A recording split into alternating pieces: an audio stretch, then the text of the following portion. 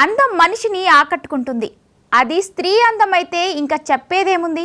దానికోసం ఒకప్పుడు రాజులు రాజ్యాలనే పనంగా పెట్టి యుద్ధాలు చేస్తే ఇప్పుడు 7-10 వయసులోనే వృద్ధులు అందగత్తెల వలలో పడి మోసపోతున్నారు. తాజాగా హైదరాబాద్లో ఓ విశ్రాంత ఉద్యోగి హనీ ట్రాప్ బారిన పడి 38 లక్షలు పోగొట్టుకున్నాడు. ఫేస్బుక్లో మహిళ ఫ్రెండ్ రిక్వెస్ట్కు ఆకర్షితుడై మోసపోయాడు.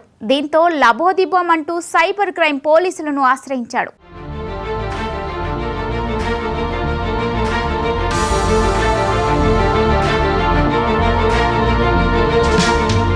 హైదరాబాద్కు చెందిన 70 ఏళ్ల వృద్ధుడు ఇటీవల సైబర్ నేరగాళ్ల చేతుల్లో మోసపోయాడు. హనీ ట్రాప్ ద్వారా మాయ చేసి అతని వద్ద నుంచి దాదాపు 38.73 లక్షలు కాజేశారు. ఈ ఘటన మొదట ఫేస్బుక్లో మొదలైంది. వృద్ధుడికి ఒక మహిళ పేరుతో ఫ్రెండ్ రిక్వెస్ట్ వచ్చింది.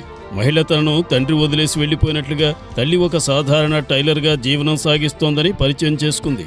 వృద్ధుడితో చాటింగ్ చేయాలంటే ఇంటర్నెట్ సదుపాయం అవసరమని చెప్పింది. ఇందుకోసం ఓ కేబుల్ ఆపరేటర్ నెంబర్ ఇచ్చింది.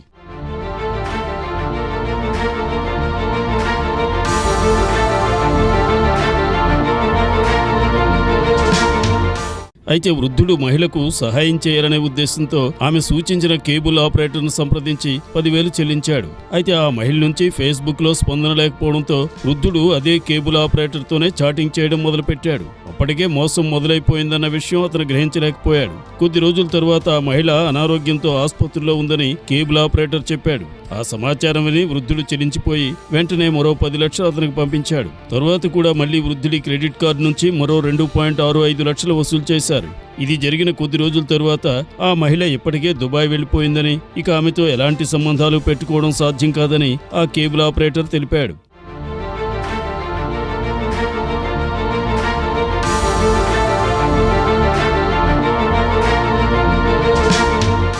ఇంతవరకు వృద్ధుడు ఇప్పటికే లక్షల్లో డబ్బు కోల్పోయాడు. కానీ మోసం ఇంకా కొనసాగింది. కేబుల్ ఆపరేటర్ తన తల్లి, సోదరి వృద్ధుడితో మాట్లాడాలని అనుకుంటున్నారని చెప్పాడు. వృద్ధుడు కూడా మాయమాటలు నమ్మి వారికి ఓకే చెప్పాడు.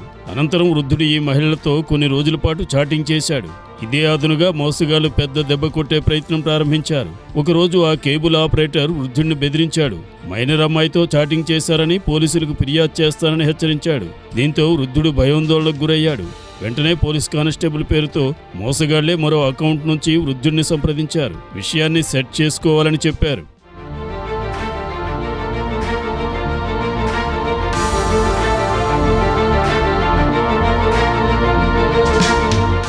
అయితే బాలిక చదువులకు డబ్బు కావాలని, ఆమె తల్లి తీసుకున్న డ్వాక్రా రుణాన్ని తీర్చేందుకు సహాయం చేయాలని మోసగాడు చెప్పారు. దీంతో వృద్ధుడు మరొకసారి 12.5 లక్షలు పంపించాడు. అయినా మోసం ఆగలేదు. అలాగే వృద్ధుడిని మరింత భయపెట్టి ఒక కానిస్టేబుల్ ఎస్ఐ పేరుతో మళ్లీ నమ్మబలికారు. సమస్యలు తలెత్తకుండా ఉండాలంటే లంచం ఇవ్వాలన్నారు. దాంతో వృద్ధుడు మరో 1 లక్ష చెల్లించాడు. అంతేకాకుండా కొత్త ఎస్ఐ వచ్చాడని, అతడితో కూడా అనుకూలంగా వ్యవహరించాలంటే మరో 10 లక్షలు ఇవ్వాలని కోరారు. చివరికి మరో 7 లక్షలు పంపించాడు. ఈ క్రమంలో మొత్తం 38.73 లక్షలు వృద్ధుడు కోల్పోయాడు. తాను మోసపోయినట్లు గ్రహించిన వృద్ధుడు చివరికి పోలీసులను ఆశ్రయించడంతో అసలు వ్యవహారం బయటపడింది.